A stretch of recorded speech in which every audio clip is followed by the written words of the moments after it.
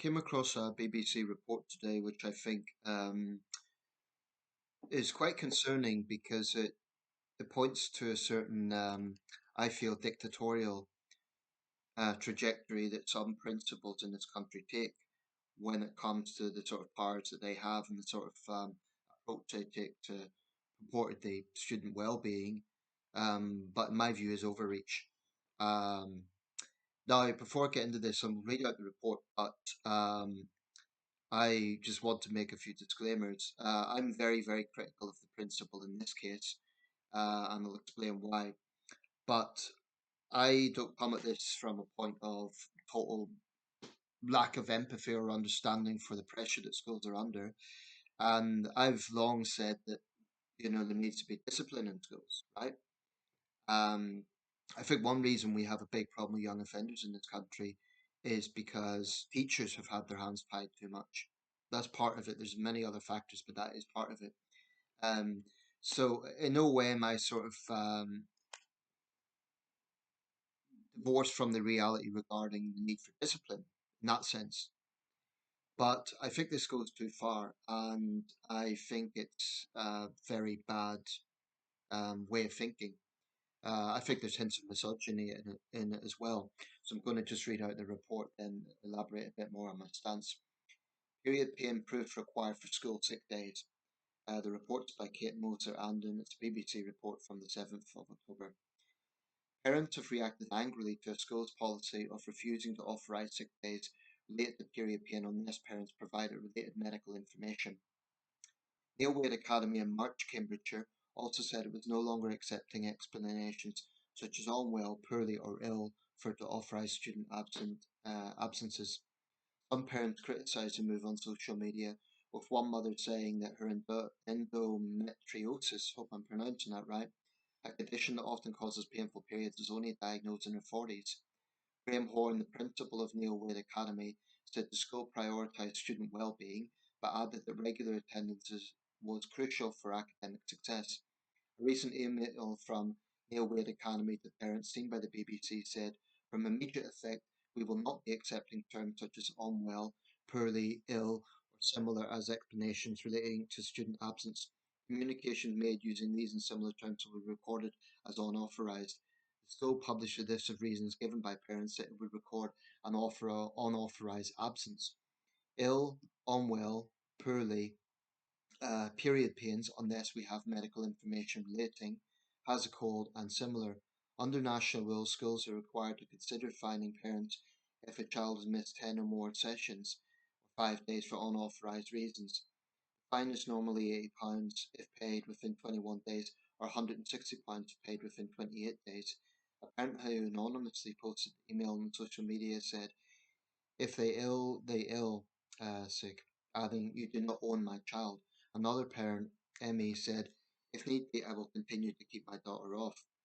Stephanie, who said she has also received the email, said, I agree in principle, the few have ruined it for the many. As a sufferer of endometriosis, I take offence in the claim of period pains without medical info relating. I suffered dreadfully and still do with my periods, but was not diagnosed until my 40s. School principal Mr. Horn said the changes were in line with new government guidelines published in August. These changes include increased support for students at risk of persistent absence and potential legal consequences for unauthorised absences. He added, we appreciate the cooperation of parents and carers as we work together to ensure the best educational outcome for our students. The government guidance states that in the majority of cases, a parent informing the school their child is ill can be accepted without question or concern. It added only when the school has genuine and reasonable doubt about the authenticity of the illness should medical evidence be requested to support the absence. Now, I think this is very much a case of another principal acting like a little mini dictator. I don't get a good impression from Graham Horn, and I think he's morally ignorant of the issues involved. I'm going to repeat that line. The government guidance states that in the majority of cases, a parent informing the school their child is ill can be accepted without question or concern. But Horn is just increasing the criteria to try and make it as difficult as possible. Now, I know students face pressure from targets. I'm not a big fan of the target system. it has flaws. Um, there was a case a couple of years ago where a principal took her own life because her school was deemed as failing, and she took her own life. And by all accounts, she was a good teacher, a good educator, should say. But the stigma from being deemed a failing school was such that she took her own life. It was one contributing factor. So I do think there's pressure on principals, but I also think there's principals that act like I say, like mini dictators. For one thing, I mean, this is riddled with problems. They're not accepting expressions such as ill, unwell, poorly. Well, they might argue anyone could just say those things. And there may be a bit of hypochondria involved. There may be cases where parents are taking students out for very flimsy reasons. And I agree that they need to tackle that. But the problem is just totally dismissing it. Actually, that's not in keeping with government guidance, because, like I say, the government guidance is in most cases schools should accept legitimate reasons. So this school is seemingly just taking the attitude, we're going to make it as hard as possible. And the thing about period pain, that is, I think, particularly um, lamentable because I'm a man. It's not something I've been through, but I have friends, female friends, who have had some very painful periods, and in the worst case scenarios, it can even lead to hospitalization. I understand. Um, Graham Horn is obviously ignorant to this. He obviously thinks it's just another excuse that students make. It shows a callousness. I think it is misogynistic because obviously it's something that uniquely affects female students. Um, and they're demonstrating an ignorance about it. There was another case recently. I mentioned this thing about principals acting like mini tyrants. There was another case where a principal took the attitude that my alarm. A principal took the attitude that they'd increase productivity by having 12-hour school days. No consideration for the inconvenience that will cause parents who, by the way, have jobs. So they have to work around the jobs to pick up the children. I mean, I don't know if this was actually implemented, but I know it also caused a lot of controversy. Frankly, I think there's some head teachers out there who think that they own students. They think that as soon as students are in their care, it goes beyond just being they're the responsible adult. They seem to think they have total ownership of that student.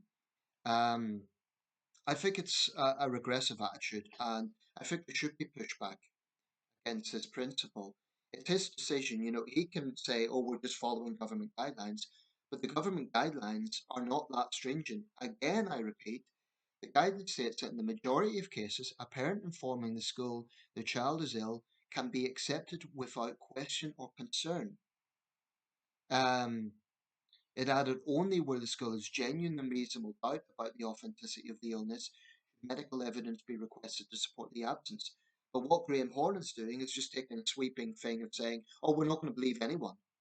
I mean, his attitude stinks. Um, and I think it's incredibly arrogant to think that he can just dictate this way. Honestly, if I was a parent and I had a daughter in that school, I would seriously think about bringing her out after that attitude, because it's not a case of we're having a serious problem with loads of absenteeism. Students are just falling off to, go and mess around in the bowling alley or something. What Graham Horne needs to understand is there is legitimate medical conditions. And there's a follow up to this, which is from, I think it's from today actually, 5 hours ago. School's period policy deemed a slap in the face. So I'm not going to read out the whole report. This is a bit lengthy. It's by the same journalists. Get Moser Andon. But I'll just read a little bit of it. A woman whose endometriosis went undiagnosed for more than 2 decades is a school's toughened stance on period pain is just another slap in the face for women and girls. Jean Moore, 35, who grew up with severe period pains, she had said she felt angry, infuriated, and heartbroken about the school's policy and has offered to speak to them about menstrual health awareness. Neil Wade Academy said its policy wasn't, well, that's what I've just said. Um, and that's repeating some of the previous report. Now, charities and campaigners like Mrs. Moore have called on the school to rethink its policies. Um, Endometriosis UK said it would be writing to the school to seek reassurance that pupils experiencing period pains would be classified as unauthorized absences. Joe Campion, its public affairs advisor, said period pain that impacts day-to-day life, including causing absences from school, can be a symptom of endometriosis and other menstrual health conditions and must be taken seriously.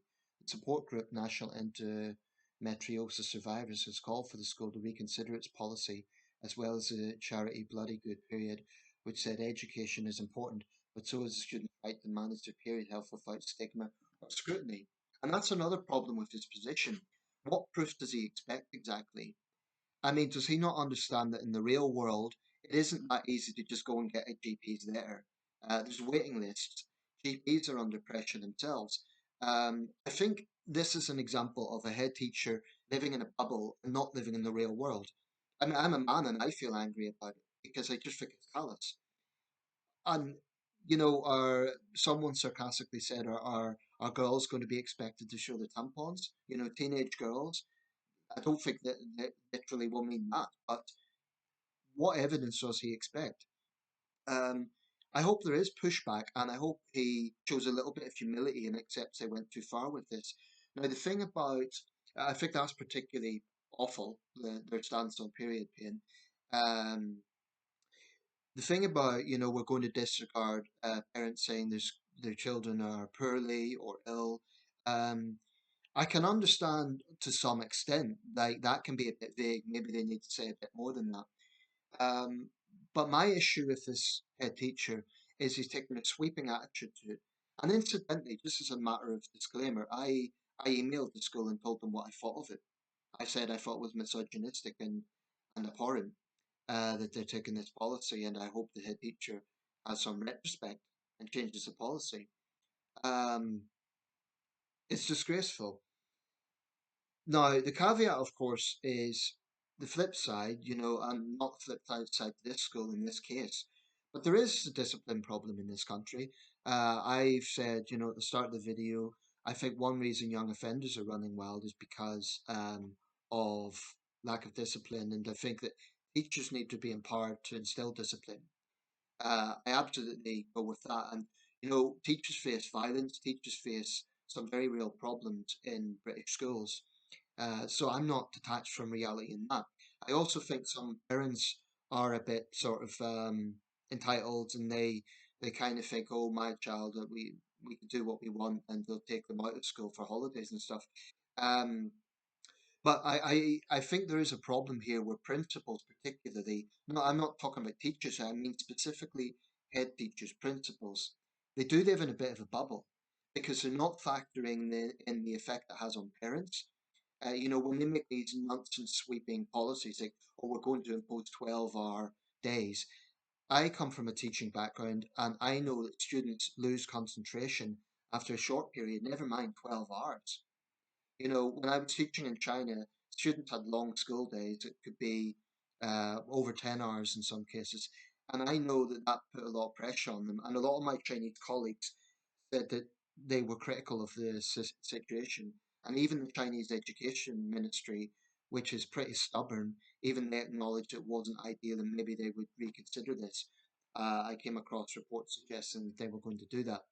I know that I only had one fight the whole time I was there. And when I asked the two boys that were in this, in fisticuffs, what happened, what caused it, um, it was an issue about space, and it was a hot day. It was a long, hot day. So I've seen that firsthand, the sort of effect that sort of long school day has. I know that's not about this report, but it taps into this thing about principals acting like many tyrants. And I just wish they would be a little bit more considerate of um, what that means for parents having to get a GP notice that could take weeks. They seem to think it can be magically, oh, well, they say they're sick, so they could just magically appear a note like that. There's also a stigma, frankly. I think there's a stigma that's been brought about by 14 years of Tory government on, we've seen that with disabled claimants. Um, Although it has to be said, it's New Labour that brought in the target culture for schools. I'm not convinced it's a good idea. I think I mean, as an example, you know, they will they will praise students who have 100% attendance, but That disregards students who are actually good students who want to learn but have legitimate medical conditions. I'm sick and tired of legitimate medical problems being dismissed. And yes, there may be some people who push it up. There may be some people who exaggerate or even make it up. We all know that trope about it's been used as a comedy trope in Ferris Bueller's Day Off, where he faked illness and so on. Some students might pull that. I know when I was in school that happened, but that's not an excuse to stigmatize legitimately sick students, and I think this does that. I think that by these sweeping sort of demands and threatening language to parents, it's callous, and it's also pretty arrogant for him to say we put consideration of students first. Well, apparently not. Um, and just this sort of thing, or we appreciate the cooperation of parents and carers, or else, it's veiled threats in there. Um, it's completely one-sided. He isn't listening to parents. Um, I hope he has a rethink. But I think there's another tendency with these sort of principles. They're incredibly arrogant and incredibly, they'll never admit that they're wrong. Um, that isn't particularly smart for people involved in education. That failure to introspect is not actually a very intelligent trait. And it's also not intelligent to show that sort of ignorance about legitimate medical problems. They need to rethink this. By all means, they can, tackle constant absenteeism. I agree that does cause problems in education, but I just think the harsh measures he's imposing are unrealistic. They're not in keeping with government guidelines, actually, and I think it is misogynistic, particularly that thing about period pain. And honestly, I'm a man and I'm not even a parent, but it angers me. I sympathise with the parents in this case. In other situations, I sympathise with teaching staff and headmasters, but on this occasion, I sympathise with the parents.